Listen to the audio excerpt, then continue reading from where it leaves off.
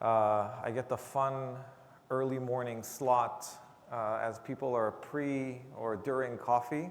So I'll try and start you guys off with a very chilled topic, which is the dangers to critical infrastructure as we know it.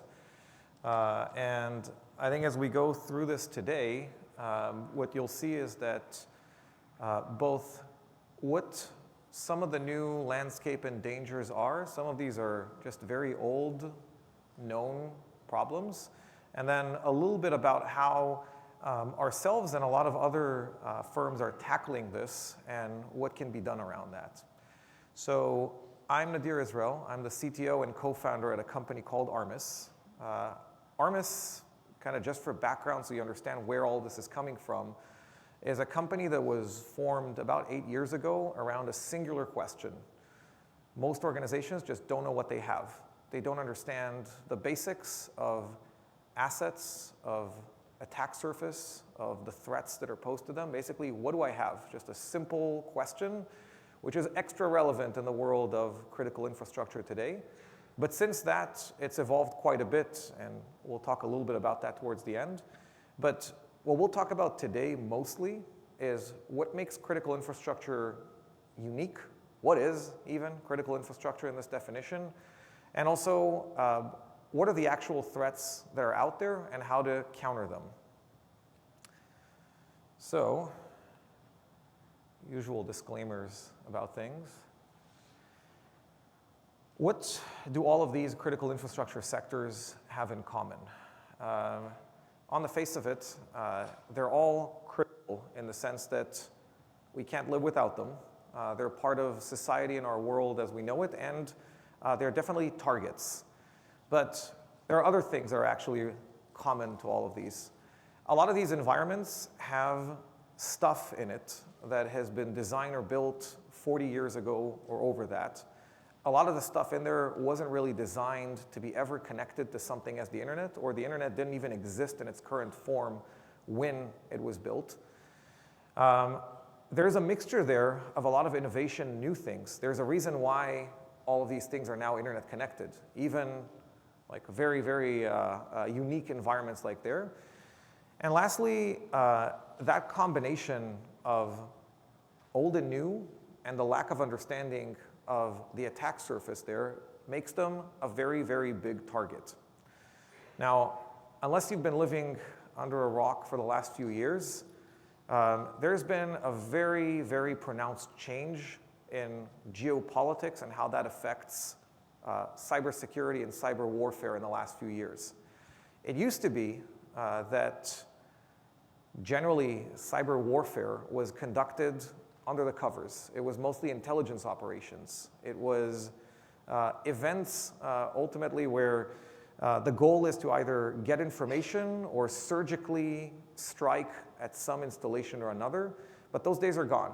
I think that the last, I think ever since 2017, ever since NotPetya and some of the other attacks around that, things have escalated quite a bit, and during COVID and after that, the idea of attacking hospitals or any kind of other facility for the sake of ransomware or beyond that is not something that not something that's foreign to any of us. Now, there's quite a few threat actors out there. In fact, I would argue that if we were giving this talk 5 years ago, your average CISO and security organization would basically not bother with nation-state actors. They would basically tell themselves, you know what? If a nation state is out to get me, they're going to get me. That's not my problem. My problem is cyber criminals. My problem is common threats. Those days are also gone because every single company out there right now is essentially on the front line of whatever cyber warfare campaign and whatever nation state is involved in it. A hospital can no longer say, I'm off limits. Every one of them is being attacked. Oil pipelines, power plants, all of these absolutely have to track and think about nation-state actors or affiliated groups when they carry out their threat assessment. So the world of attackers has also changed quite a bit. Now, if you kind of look at the numbers, all of these are not small attacks. These are big events, highly publicized, that have been out there over the last couple of years. I think that we all know some of them, but I'll focus in on one very tired example, but I think it kind of gets the point across. I think if we look back about 13 years now, 12 years, there was Stuxnet. Stuxnet was a world-defining event in the sense that it made a lot of critical infrastructure or energy sector companies realize that there is a very real threat to their operation that can lie dormant, that can operate with impunity within their environment and they wouldn't even know. And it really sparked this entire area of, I should really get to know what's going on within my operational technology environment. But it was still very much, it's a nation state out to get me.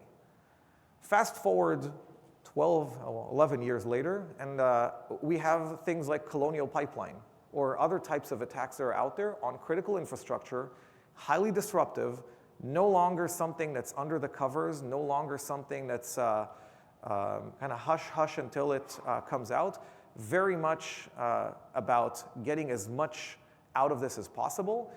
And then if you string together any one of the high-profile attacks of the last few years, first of all, critical infrastructure is no longer off limits. And secondly, attacks are very much in broad daylight. It's very much something that is highly disruptive and something that we all see around us. And the rate of that is increasing, significantly so. I think that during COVID, we might have all been shocked that hospitals can be a target, but generally, things have been just escalating, increasing ever since, somewhat correlated to geopolitics in the world, but also just correlated to technology, vulnerability, risk, and frankly, cost effectiveness and viability of these different attacks. Now, the sad reality is that the way today the world works for the most part when it comes to vulnerability response is CISA-KEV, or relevant feeds off of that. What is CISA-KEV? Basically, it's the form that you see in front of you. I get attacked, I go and fill out a form and essentially announce to the world that I've been attacked. Or if I'm a research group and I found some sort of CVE or some sort of like critical vulnerability out there, I go and report it. And now the world sort of knows about it. It goes up in a bunch of different feeds. Different security companies like ourselves and others will develop a bunch of different fingerprints or TTPs or anything like that.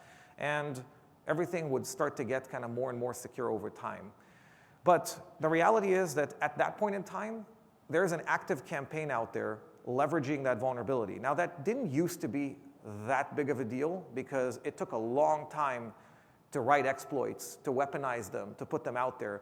But at this point in time, if we're looking at some of the threat actors we talked about before, this is way too late. This is after there is a weaponized exploit out there that can take advantage of all of this, and this is being used across the board. The proliferation of these types of exploits is extreme, and at the point where this is reported and others start understanding that there's a 0-day out there, it is far too late to have any kind of effective response, and everybody's just scrambling to limit the damage.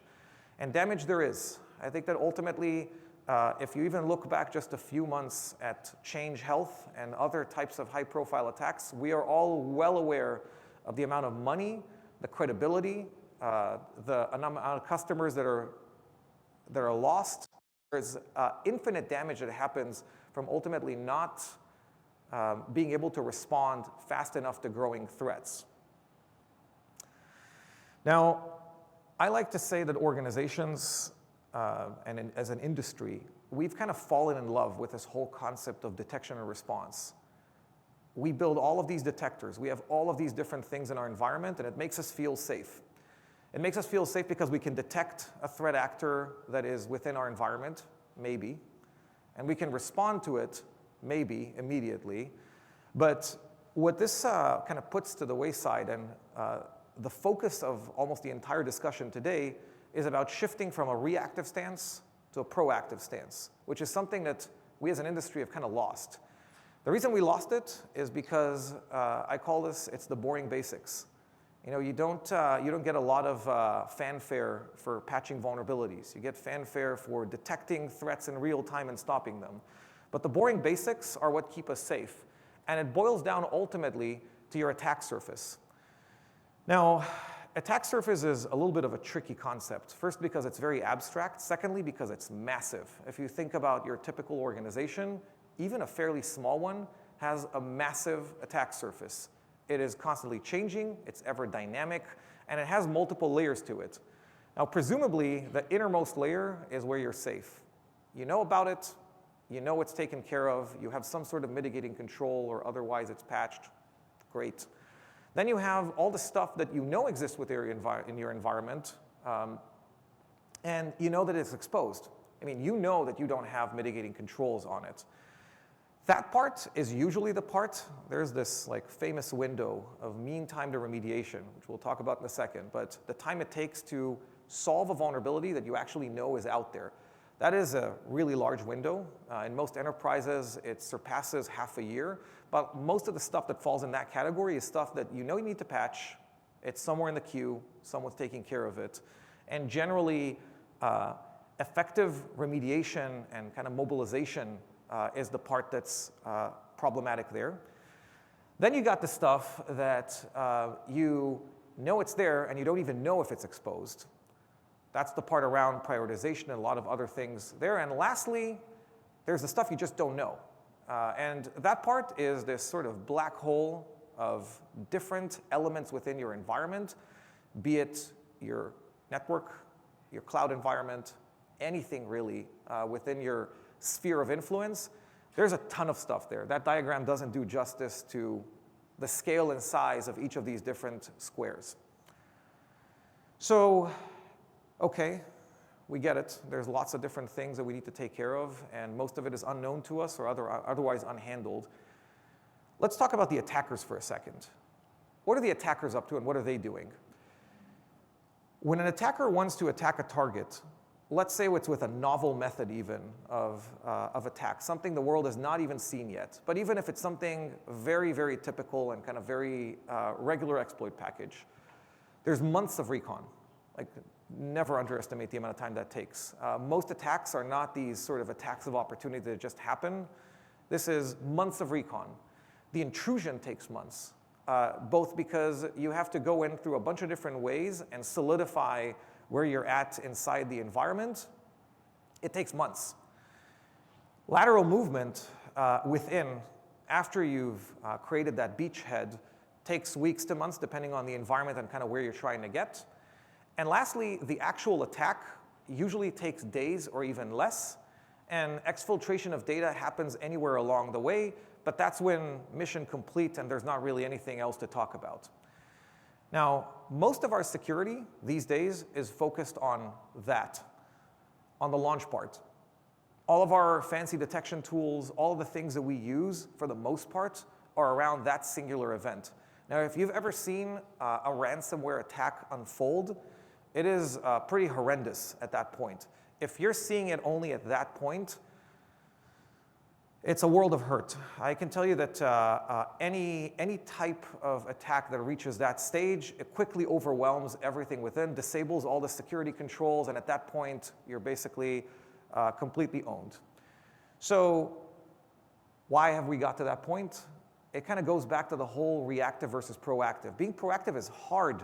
It's hard to do everything we just talked about before if you're not doing it intelligently. If you're just sort of running through a list of millions of different vulnerabilities that are out there. So there must be a better way to do this. So I think ultimately, if you had to take away anything from anything I'm saying here outside of the fact that critical infrastructure has a bunch of trouble with it, is the notion of being proactive instead of reactive and the fact that you can absolutely do this. And in fact, I would argue that not only is being proactive and remediating things intelligently more cost-effective, it's also more effective. Detection tools have their limits, but if something isn't vulnerable in the first place, it's not vulnerable. So let's talk about that and kind of dissect that a little bit. First of all, I kind of mentioned some of these stats before, and you can sort of read through that eye chart a little bit, but I'm going to focus specifically on the 197 days. Think about that for a second. If you guys have like a guess of what's the typical time for a known exploit once a 0-day comes out, it varies a little bit between which intelligence agency in the world you think of. Usually the Chinese are a little faster than a lot of others, but a time to known exploit for a 0-day hovers around 7 days on average. 7 days until something that just came out becomes weaponized and in use by different affiliated groups. 197 days, a full 190 days later, is mean time to remediation on average for an enterprise. Meaning, and we're talking about super critical vulnerabilities, not anything that's like lower that could be used against you. Critical vulnerabilities take over half a year to remediate within an enterprise.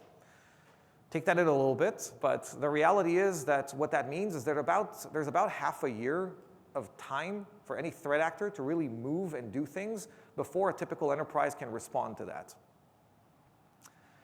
So how do we actually make that better? How do we begin at least to turn those tables a little bit around? There's a novel concept, early warning, right? That would be amazing. If we knew about some of these things before they happened or before they came out, if we tracked some of these different elements well before they actually exploded into the wild, we'd be buying ourselves time. We'd be doing a lot of things way better if we weren't at the mercy of just finding out about things when the world finds out about them. So how about we try at least to stop certain attacks, maybe not all of them, but some of them well before they even happen. What's the early warning system here? First of all, obviously, we like to think that we're inventing everything in cybersecurity, but the reality is we're merely borrowing concepts from other places. There's plenty of places where we have early warning systems. This is not a new thing. But the application of that in the world of cybersecurity is, for some weird reason, not really an area of emphasis or not something that has gotten enough attention compared to where we're at. Before we get into how to do this, let's talk about for a second what that looks like from an organizational standpoint. What are the challenges that we're faced with as we try to solve this problem? First of all, the attack surface is huge.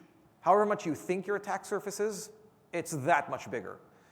Because usually when you think about attack surface, you think about the things that you know. You think about servers and data centers and your critical infrastructure and the things that make the organization tick or as closest to the business as possible. But then you start thinking about your different cloud environments and your websites and what are they attached to and what are the things that happen to live within your environment. You think about third parties. You think about where all the data from the organization is and who are all the third party and supply chain vendors that are out there. The attack surface is enormous. It is big. It is very scalable. It is unknown in a lot of different ways, but that doesn't mean that it's not quantifiable, and it doesn't mean that this is an insurmountable problem.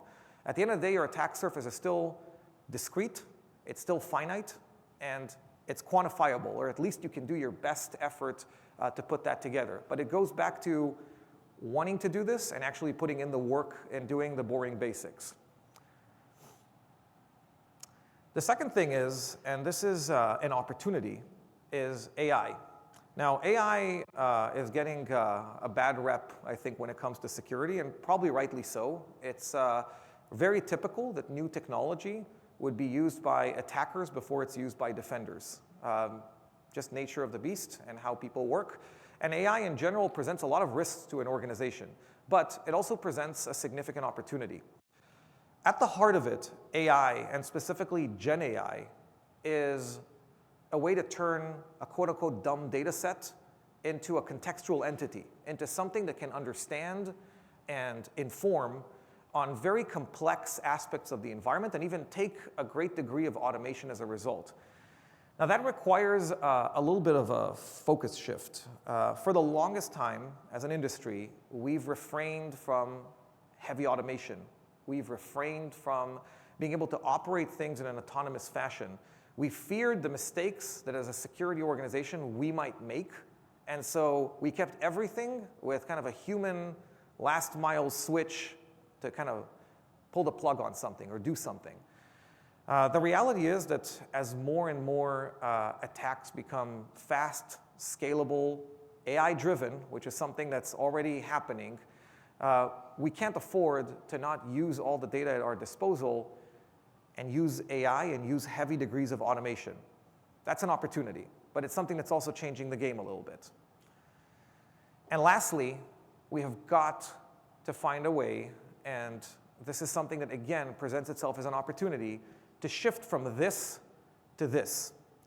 We have to, as an industry, start focusing on how do I get as much early warning as I possibly can about different attacks and exploits well before they manifest into these attacks. It's the only way, ultimately, to buy ourselves time to be able to do this.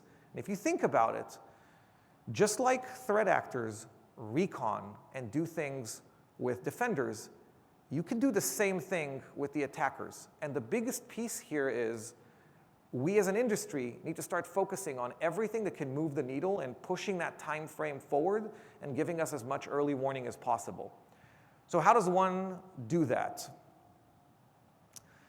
Number one, there's an age-old concept of honeypots. Now, honeypots have a lot of different applications and manifestations. There's manifestations in deception, putting them inside your network to trick attackers, but arguably that's a little bit too late for what we're talking about right now.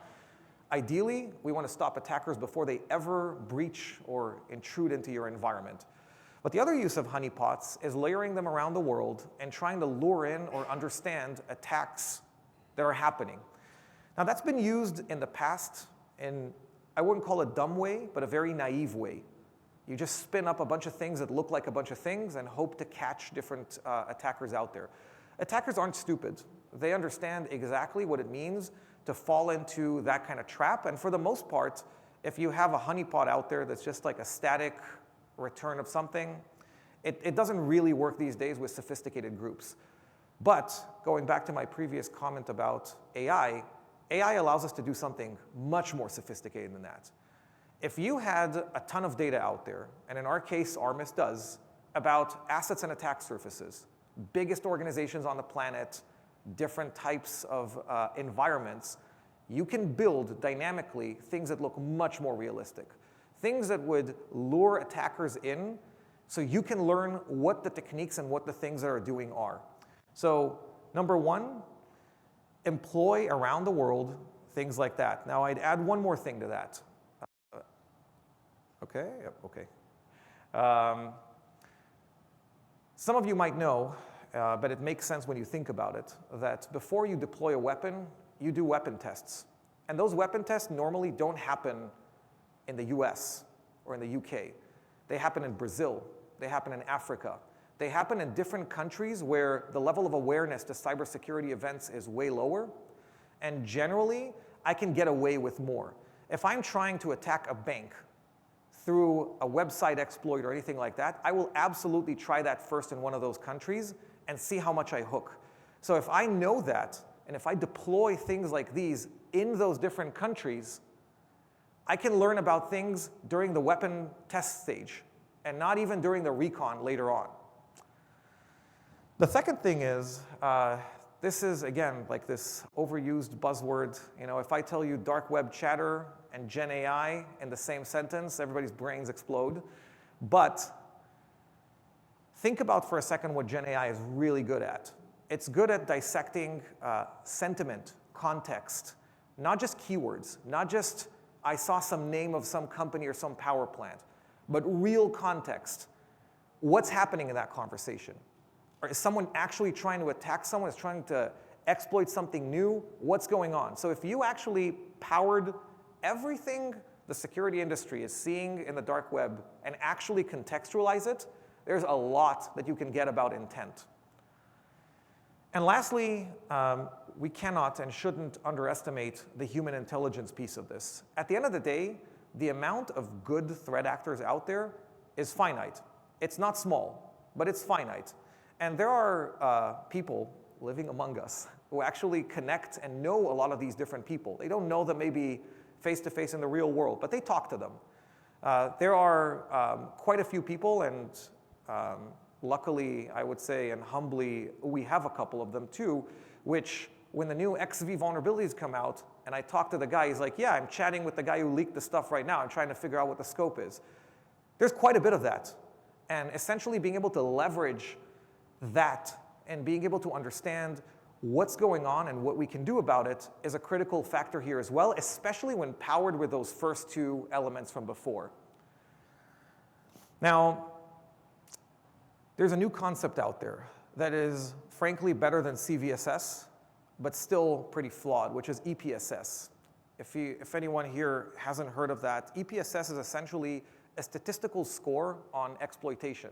So if I have a new vulnerability that comes out, what's the statistical probability of it being exploited generically? That's great. It's a step up from the previous scoring that's been before, but the reality is that what we're describing before, real-time exploitability information that's applicable to your attack surface and your environment, infinitely better. And the reality is that a lot of the things that you can pick up through the methods I mentioned before are well beyond or well faster than sysakev, which is the biggest and kind of well-known feed that most organizations use when prioritizing vulnerabilities. Sometimes it's days earlier. I can tell you that in the case of things like log4shell or log4j, again, very tired example, but it gets the point across. Some companies were aware of it 2 weeks before it happened and not on the day of. Imagine having 2 more weeks to prepare before the world knows of what log4j is. Same goes for some of these different vulnerabilities. You can learn about them months, if not things sometimes like 2 years in advance. Now, if that sounds ridiculous, that how could one team or someone know about this and no one else? Think for a second about the nature of a 0-day. There's a lot of work that goes into weaponizing these things, a lot.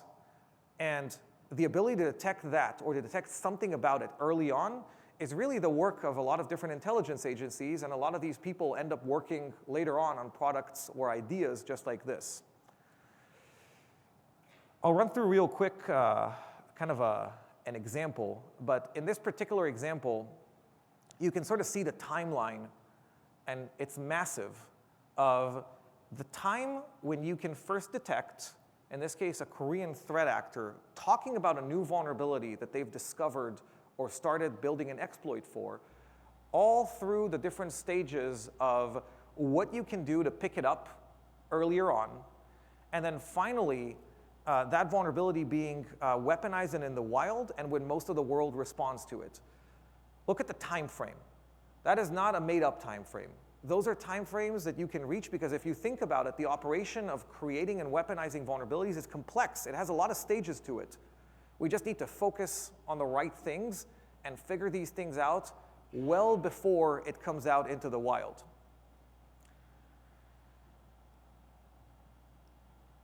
Now, if I take everything I just mentioned and kind of put it together, there's a new concept out there that's finally being pushed around this whole notion of being proactive. And it's called exposure management. It has different Gartner, Forrester names, like it has different ways of talking about it, but it all boils down to the same thing. What do I have? What is my attack surface? How do I prioritize it? And what do I work on first intelligently based on everything I know about the vulnerability or the problem, everything I know about my mitigating controls or things that I have in place, and everything I know about the assets in question and how critical they are to my business, but prioritize it. And finally, remediate, like take action. Now slowly, there's a shift into measuring not the amount of alerts I get or the amount of things I respond to, but the actual things I remediate. I'll give you an example that we've come across. We personally were deployed for kind of a proof of concept at a hospital. This was a couple of years back. That hospital put in Armis in this case, saw a bunch of different readouts of different simple vulnerabilities and configuration issues within their environment. Now, during the next few months, they were trying to figure out, okay, do we buy this, do we not buy this, getting budget, all the usual stuff. In the meantime, the system was running, but no one was actually using it. No one was actually looking at it. And no one actually remediated those very simple things. Fast forward a few months, that hospital got completely ransomwared, taken out of commission for 2 months. 2 months of pen and paper and basically redirecting patients elsewhere because they wouldn't and couldn't pay the ransom. Now, the irony is, when they looked at the Armis tool, they actually saw the exact how the thing spread, everything going on, but no one was actually using it or doing anything with it. But when you investigate it and when you trace back to where things started, VPN aggregator at the edge from Cisco, not patched in 2 years, critical vulnerabilities that have existed forever. Nothing that was 0 day or too sophisticated. Another privilege escalation that got them to the Active Directory server, and from there, keys to the kingdom, that's it. Now, think for a second about how infinitely cheaper and more cost-effective it is to solve 2 patches, but intelligently, the right things that you need to solve, versus responding to an attack that took you out of commission for 2 months. We can't just keep responding. We need to work in a way that ultimately brings us more sophisticated defenses and a better approach altogether. I'll spare you guys a little bit of the kind of more Armis version of this, but I think that ultimately we at Armis implement that methodology with different products, and that's how we kind of drive business for ourselves, but it kind of morphs into a few different paradigms, and if anyone's interested, you guys are more than welcome to talk to me about it. But here's the stuff that kind of this boils down into. Ultimately, if you agree with anything I just said from a methodology perspective or the logic of approaching it this way, I think the very, very first thing that you should do kind of walking out from here is think about, how do I see everything I have? This is an absolutely solvable problem. It used to be a little harder. It's actually solvable today in a bunch of different ways, not just Armis. There's a bunch of different tools out there that would get you way more visibility than you have right now. And the visibility is important because if you can't see it, you definitely can't protect it. Later on, I think that being able to quantify risk and being able to understand compensating and mitigating controls is key. Understanding what exists out there, what's protecting what, and how to approach or move on from that.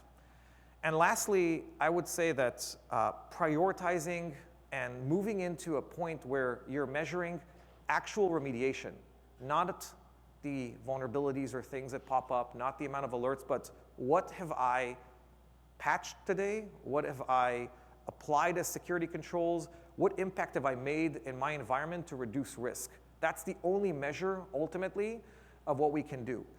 So aside from the fact that there's tools and technology out there to help you with each and every one of these, as a blueprint, this is the boring basics. This is the kind of the work every day of waking up and asking, what are the 3 things I could do today to reduce the risk in my environment? And what's stopping me from understanding what are the most important things that I should do today to move the needle? Thank you, and happy to answer questions or comments or anything, both here as well as later on privately. Thank you.